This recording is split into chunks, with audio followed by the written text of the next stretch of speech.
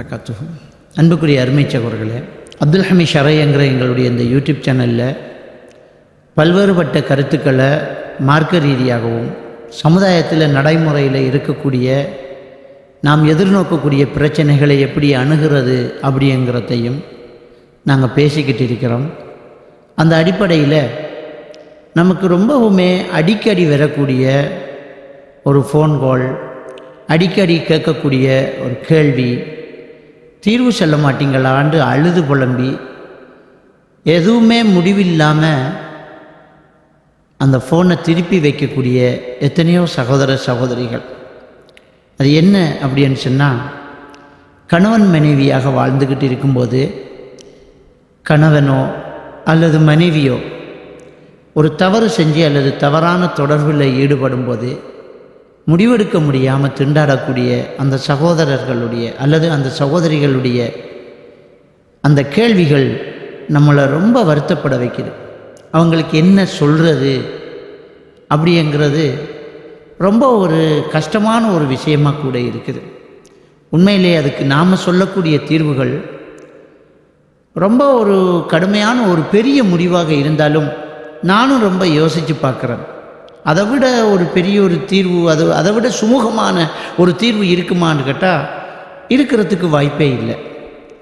உங்களுக்கே தெரியும், இன்றைக்கி இந்த ஃபோனில் நடக்கக்கூடிய அநியாயங்கள் ரொம்ப பெரிய ஒரு சமூக கொடுமை என்று கூவி அழைக்கலாம். ரொம்ப பெரிய ஒரு அநீதி நடந்துக்கிட்டு இருக்குது. சொல்கிறாங்க, நாங்கள் லவ் பண்ணி கல்யாணம் முடித்தோம், ரொம்ப நாள் பேசி வச்சு கல்யாணம் முடித்தோம், என்னோட உசுருக்கு உசுராக இருப்பார், உயிராக இருப்பார், ரொம்ப நெருக்கமாக பழகிருக்கிறோம், நாங்கள் ரொம்ப அன்பாக இருப்போம், எனக்கு ஏதாவது ஒன்றுன்னா அப்படியே ஆடி பேய்த்துடுவார், எனக்கு ஏதாவது என்னென்னா அவர் அப்படியே துடித்து பேய்த்துடுவார். அவர் கேட்ட துவாக்கள் கூட, எனக்கு இவளை கல்யாணம் பண்ணி தரலாட்டி யா அல்லாஹ் அதுக்கிடையில் என்னை சாவடிச்சிடு அப்படி என்று துவா கேட்டு என்னை கல்யாணம் பண்ணவர் இப்போ ஒரு பொம்பளைக்கு செட் பண்ணிட்டு இருக்கிறார், நிறைய பெண்களோட தொடர்பாக இருக்கிறார். இப்படியாக ஒரு சிலர் என்று அழுதுகிட்டு இருக்கிறாங்க. இதை சொல்லவும் முடியலை, எனக்கு மட்டும் இது தெரியும். பிள்ளைகள் வளர்ந்துருக்குது, 2-3 பிள்ளைகள் இருக்குது. அவங்க பேரண்ட்ஸுக்கு அதை சொல்லலை, என்னுடைய பேரண்ட்ஸுக்கு இதை சொல்லலை. சில நேரத்தில் ஒரு சில பெண்கள் என்ன சொல்கிறாங்கன்னு சொன்னால், என்னுடைய தாய் தகப்பனை எதிர்த்துக்கிட்டு இவரை நான் கல்யாணம் பண்ணதுனால இவருடைய தவறு அவங்கள்ட்ட சொன்னால் நீ தேடினதாச்சே அப்படின்னு சொல்லுவாங்களோ அப்படிங்கிறதுக்காக எனக்குள்ளேயே இதை வச்சு புதைச்சிக்கிட்டு இருக்கிறேன். அதனால் எனக்கு தூக்கம் இல்லை, நிம்மதி இல்லை, சரியாக சாப்பிட முடியலை, குழந்தைகளை பார்க்க முடியலை, அவங்களுக்கு செய்ய வேண்டிய கடமைகளை செய்ய முடியலை. இவர் நினைப்பிலேயே பிள்ளைகளோட ரொம்ப கோவப்படுறேன். வாழ்க்கையில் எனக்கு தேவையான சில விஷயங்களை கூட என்னால் சரியாக செய்ய முடியலை.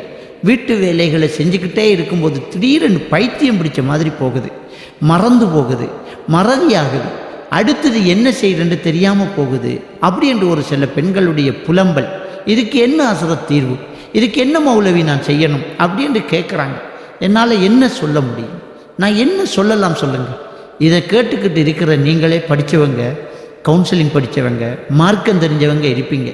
இந்த ஒரு பெண்ணுக்கு என்ன தீர்வு சொல்கிறது? இதில் ஒரு சில கடுமையான ஒரு கொடுமை என்ன தெரியுமா, இன்னொரு பெண்ணோடு தொடர்பானதுக்கு பிறகு அதை தட்டி கேட்ட மனைவி கிட்ட கடுமையாக நடந்து கொள்வது, அவளை பழி வாங்கிறது, அவளை வச்சு செய்கிறது, அவளை கடுமையாக சித்திரவதை செய்கிறது, அவளோட தாம்பத்தியத்தில் ஈடுபடுறதில்லை, வெளியில் எங்கேயுமே கூட்டிகிட்டு போகிறதில்லை, அவங்களோட பழகிறதில்லை. இப்படியான ஒரு கொடுமையான ஒரு விஷயத்தை செஞ்சுக்கிட்டு இருக்கக்கூடிய ஆண்களுடைய மனநிலை எப்படி வருதுன்னு எனக்கு தெரியலை. அல்லாஹ்வுடைய பயம் இல்லையா, அல்லது மனசாட்சி என்கிற ஒன்று அவங்களுக்கு இல்லையா? எந்த அளவுக்கு மோசமாக இருக்குன்னு சொன்னால், ஒரு தப்பாக ஒரு பெண்ணோட நடந்து பழகி அந்த விஷயமெல்லாம் மனைவிக்கு தெரிய அதை தட்டி கேட்டதுக்கு வேறு வழி இல்லாமல் அவள் அப்போ இவனை விட்டு இனி நம்ம பிரிஞ்சிடுவோம், இந்த அளவுக்கு கீழ்த்தரமாக நடந்தவனோட நம்ம வாழ முடியாதுங்கிறதுனால அவள் குடும்பத்தை, அவர் கணவனுடைய குடும்பத்துக்கெல்லாம் அதை எடுத்து போட்டு உங்கள் பிள்ளை செஞ்ச வேலையை பாருங்கள் அப்படி என்று எடுத்து வச்சதுக்கு பிறகு ஏதோ மீண்டும் ஒரு சுமூகமான ஒரு நிலைக்கு நான் அந்த தொடர்பு விடுறேன்மான்னு சொல்லி சேர்ந்து வாழ்ந்துக்கிட்டு சித்திரவதை செய்யணும். நான் பிள்ளைகளுக்காகத்தான் இருக்கிறேன், உன் குடும்பத்தை நான் என்ன செய்ய மாட்டேன், பார்க்க மாட்டேன், உன்னை என் கூட கூட்டிகிட்டு வெளியில் போக மாட்டேன், அவர் என்ன சொல்கிறாரு, நீ என்னோட வாரது எனக்கு அருவருப்பாக இருக்குங்கிற. இது அவள் சொல்லி இருக்கணுமே, நீ என்னோட வாரது அருவருப்பாக இருக்காண்டு அவளு தான் சொல்லணும். இவர் சொல்கிறாரு, நீ என்னோட வாரது அருவருப்பாக இருக்கே, உன்னோட சேர்ந்து வாழ முடியாமல் இருக்குது. இப்படி ஒரு சிலர் வேண்டுமென்றே பழி வாங்கக்கூடிய ஒரு மனநிலை. இப்படியானவர்கள் ஃபோன் பண்ணி கேட்குறாங்க. இதே மாதிரி தான் ஆண்கள் பாவம். ஒரு சில ஆண்கள் ரொம்ப வேதனைப்பட்டு போகிறாங்க. சொல்கிறாங்க, நான் ரொம்ப உசுறு வச்சுக்கிட்டு இருந்தேன், அவள் ஃபோனில் ஏதோ எனக்கு ஒரு டவுட்டு பார்த்தா யாரோடையோ செட் பண்ணிட்டு இருக்கிறான். எனக்கு தெரியும் என்னுடைய மனைவி இதுவரைக்கும் தவறு செஞ்சிருக்க மாட்டான். ஆனால் பேசின வார்த்தைகள், அவள் எழுதின டெக்ஸ்ட் மெசேஜுகள், அது ரொம்ப என்னை வாட்டுது. என்னால் இப்போ சாப்பிட முடியலை, என்னால் தூங்க முடியலை, என்னுடைய வேலையை ஒழுங்காக செய்ய முடியலை. எனக்கு வெளியில் போய் யாரையோ பார்க்கும்போதெல்லாம் இவங்களுக்கு இந்த விஷயம் தெரிஞ்சிருக்குமா, இதுக்குள்ளே ஒருத்தன் அவன் என்ன ஒரு ஏமாளியை நினைப்பானா அப்படின்ட்டு என்னுடைய அந்த ஆளுமையெல்லாம் அப்படியே அற்று போகுது. என்னால் வாழ முடியலை, செத்துலாம் போல இருக்குது ஹசரத் அப்படின்று இந்த பெண்கள் செய்யக்கூடிய துரோகத்தால் ஆண்கள் புலம்பல். இப்படியான இந்த விஷயங்கள் அடிக்கடி எனக்கு வந்துக்கிட்டே இருக்குது. அன்புக்குரியவர்களே, இதுக்கு நம்ம என்ன செய்யணும் அப்படிங்கிறத நம்ம தெளிவாக சொன்னால் அவங்க திருப்பி ஒரு விஷயத்தை சொல்கிறாங்க. மார்க்க விஷயம் என்ன தெரியுமா, இப்படியானவங்களை கலட்டி விட்டுறணும். எதுக்கு தலாக்குங்கிற ஒன்றும் ஃபசஹ் ஹுலா என்கிற ஒன்றும் எதுக்கு வச்சிருக்கான் அல்லாஹ்? இந்த மார்க்கத்தில், இஸ்லாமிய மார்க்கத்தில் ஹுலா என்கிற ஒன்று இருக்குது, தலாக்கு என்கிற ஒன்று இருக்குது. தலாக்கு கூட ரொம்ப சிரமமானது.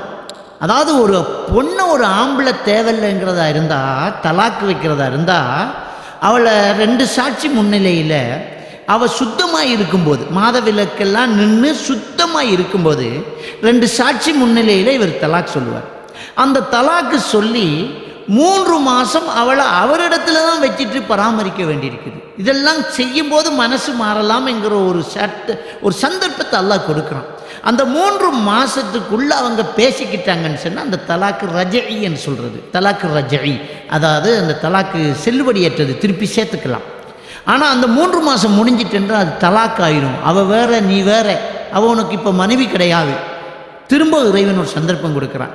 அந்த பெண்ணை நீ விரும்பினா திரும்ப கல்யாணம் பண்ணலாம், புதுசாக கல்யாணம் பண்ணணும், மகர் கொடுத்து ஒலி சொல்லி கல்யாணம் பண்ணணும். ஆனால் இந்த பொம்பளை ஒரு தலாக் சொல்லப்பட்ட பொம்பளை.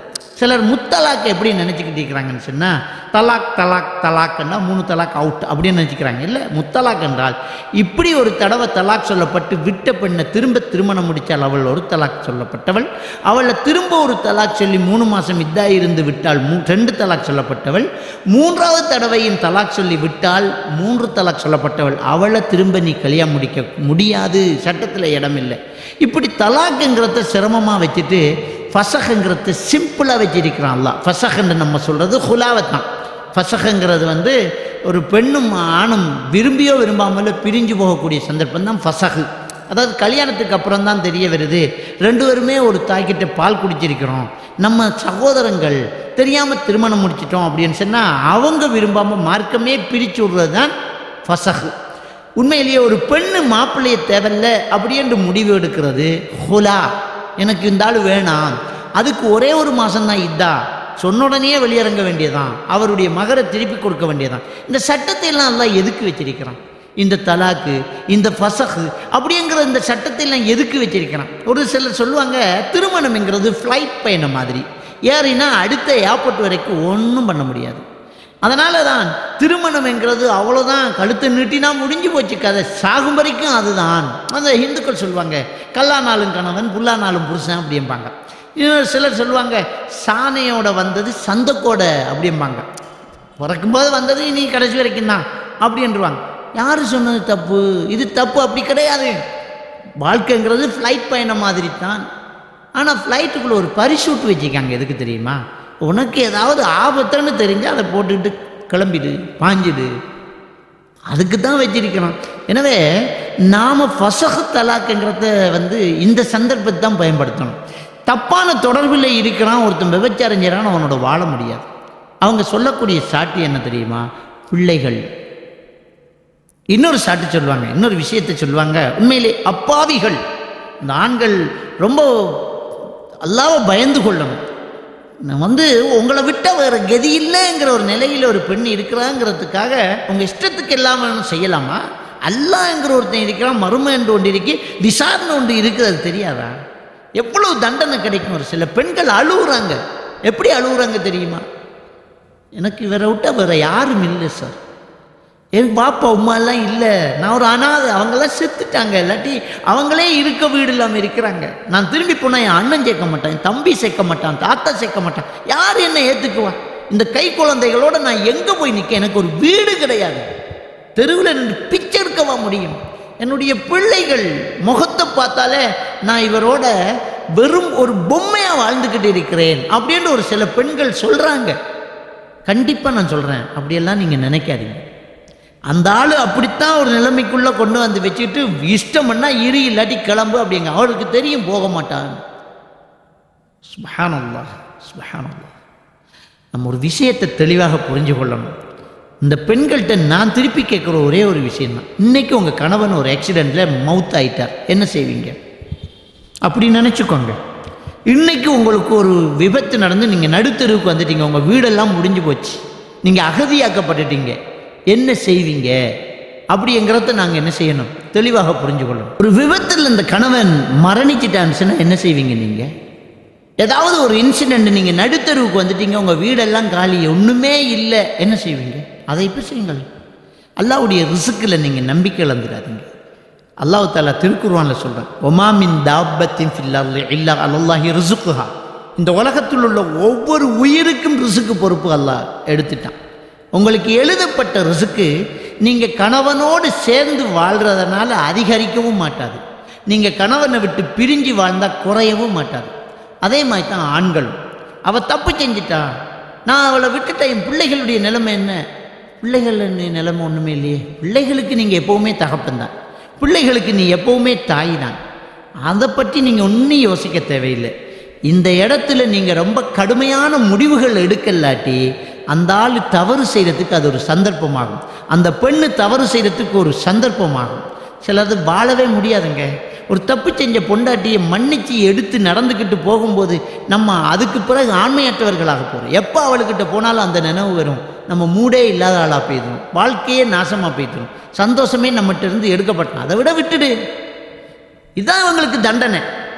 அன்பான கணவன் இருக்கும்போது ஒரு அருவருப்பான காரியத்தை செய்தவளுக்கு தண்டனை இதுதான். ஒரு மனைவியை வச்சுக்கிட்டே இன்னொரு பெண்ணோடு தொடர்பு இருக்கிறவனுக்கு தண்டனை இதுதான். உனக்கு இஸ்லாம் அனுமதி தருது, கல்யாணம் முடிக்கணுமா முடிச்சுக்கோ, இன்னொரு கல்யாணம் தேவையா முடிச்சுக்க. அது என்ன தப்பான தொடர்பில் இருக்கிறது? அது ஒன்று ரெண்டு கிடையாது சார். சொல்கிறாங்க சார், அவரை போனை எடுத்து ஐயமோ நோண்டி பார்த்தா பல பெண்களோடு செட் பண்ணிட்டு இருக்கிறாங்க. அந்த பெண்கள் மானம் கட்டவங்க. அவளும் எவ்வளோ மோசமான ஒருத்தியாக இருப்பா, அவளும் ஒரு பெண் தானே. இந்த பெண்ணு பாதிக்கப்பட போகிறா, இவர் யாருக்கோ ஒருவளுக்கு புருஷங்கிறத அவர் நினைக்காமலே இந்த தப்பை செஞ்சுக்கிட்டு இருக்கிறாங்களே. அல்லாஹு அக்பர். இதுக்கு சரியான முடிவெடுங்க, விட்டுடுங்க. இதை விடுறதான் இதுக்கு மருந்து. நேற்று கேட்பாங்க, எப்படி அவர் ஃபோனில் பேசிட்டு இருக்கிறார், இது எப்படி நான் ரொம்ப நாசுக்கா அவருக்கு புரியப்படுறது? ஏன்னா குழந்தை பவாவை அவருக்கு நாசுக்கா புரியப்படுத்துறதுக்கு அவர் என்ன பச்சை குழந்தையா? இதெல்லாம் இல்லைம்மா, அந்த நாசுக்குங்கிறது இதுக்கு கிடையாது. இதுக்கு அடித்து செருப்பால் அடித்த மாதிரி பேசணும். சில சொல்லுவாங்க குடும்பத்துக்கு மறைக்கணும் தானே, இந்த விஷயத்தை மறைக்கக்கூடாது. விபச்சாரம்ங்கிறதுக்கு தண்டனையே என்ன தெரியுமா? 4 சமுதாயத்துக்கு மத்தியில் வச்சு கசையாடி கொடுக்குறாங்க. இருட்டில் அடைச்ச ரூமில் வச்சு கசையாடி கொடுக்கறது இல்லை, 4 பேர் முன்னாடி வச்சு ஒரு மக்கள் சனத்துக்கு டவுனில் வச்சு தண்டனை கொடுக்கணும். 4 பேர் பார்க்கணும் இந்த அசிங்க செய்யலை. அப்படிப்பட்ட ஒரு செயல். இதெல்லாம் மறைக்கக்கூடாது. பப்ளிக்காக சொல்ல வேண்டியது. உமாவை கூப்பிட்டு, வாப்பாவை கூப்பிட்டு, மச்சானை கூப்பிட்டு, மச்சினனை கூப்பிட்டு, அவங்க தாத்தா தங்கச்சி குடும்பத்தை எல்லாம் கூப்பிட்டு வச்சு பஞ்சாயத்து பண்ண. என்ன பாருங்க பொம்பளையோட தொடர்பாய்க்கா, இங்கே பாரு ஃபோட்டோ அனுப்பிக்கான், இங்கே பாரு செட் பண்ணிக்கிறத பாரு, டெக்ஸ்ட் மெசேஜை பாருங்க, எப்படி நான் இவரோட வாழ்கிற தீர்ப்பு செல்லுங்க. இந்த முடிவுக்கு நீங்கள் தயாரானதான் அவன் ஆடி போவான், காலை விழுவான், மன்னிப்பு கேட்பான், இவன் செய்ய மாட்டேன்பான். அப்படி திருந்தி நான் சேருங்க, இல்லாட்டி விட்டுடுங்க. இதுதான் தீர்வு. இதுக்கு பின்னாடி நீங்கள் ரிஸ்க்கு, சாப்பாட்டுக்கு வழி இல்லை, பிள்ளை எப்படி பார்க்குறது, வீடு இல்லையே, நிலம் இல்லையே, யோசிக்காதீங்க. அல்லாஹ்வை தவக்கல் வச்சு வெளியேறங்க. நீங்கள் நினைச்சால், அப்படி ஒரு முடிவெடுத்தால், சில வேளை அல்லாஹ் முன்பு நீங்கள் இருந்த நிலையை விட நல்ல நிலைக்கு கூட கொண்டு வரலாம். அல்லாஹ் போதுமானவன். இன்ஷா அல்லாஹ் இன்னொரு சந்தர்ப்பத்தில் இன்னொரு விடயத்தை நாங்கள் பார்த்துக்கொள்வோம்.